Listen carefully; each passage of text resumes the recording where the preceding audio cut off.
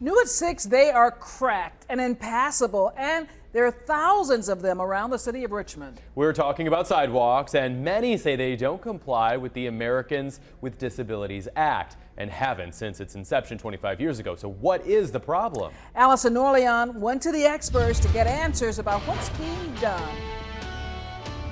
25 years and sidewalks here in Richmond still look like this, cracked and rising because of tree limbs coming through the ground. I can barely walk over this, so imagine being in a wheelchair or having a disability. 25-year-old Matthew Shapiro was born with cerebral palsy. His disability causes him to use a wheelchair. I need assistance for most everyday activities. Activities that Shapiro says aren't always easy to get to because he says he can barely get around the city of Richmond. You'll be riding along and then you'll just kind of bottom out. Shapiro says he often runs into problem sidewalks like this and this. And sidewalks like this. Do you see how narrow this sidewalk is? It measures in at 36 inches. To be compliant with the Americans with Disabilities Act, it should be 60 inches wide. Colleen Miller is the executive director for the Disability Law Center of Virginia. In a lot of ways, it is a sort of a case-by-case, a fact-by-fact situation, but it definitely seems like the city has not been very aggressive about complying with the Americans with Disabilities Act.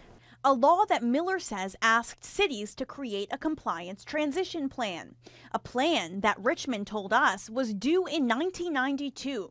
However, the city is not mandated to maintain a significant amount of records for that length of time. The city did create this plan in 2013. The Department of Justice and Department of Transportation created requirements asking cities to provide curb ramps. The city's Public Works Public Information Officer saying, as streets are altered through reconstruction throughout the city, we do upgrade sidewalks and ramps to the current standard. But she also says routine maintenance, on the other hand, does not trigger the obligation. Routine maintenance that Matthew Shapiro and the Disability Law Center say should be the priority for inadequate city sidewalks. Let's make it fair to everybody. The city says since submitting this transition plan in 2013, they've installed approximately 800 handicap ramp modifications. There is no word on how many they fixed before after the ADA law of 1991. On your side in Richmond, I'm Allison Norleon, NBC 12 News.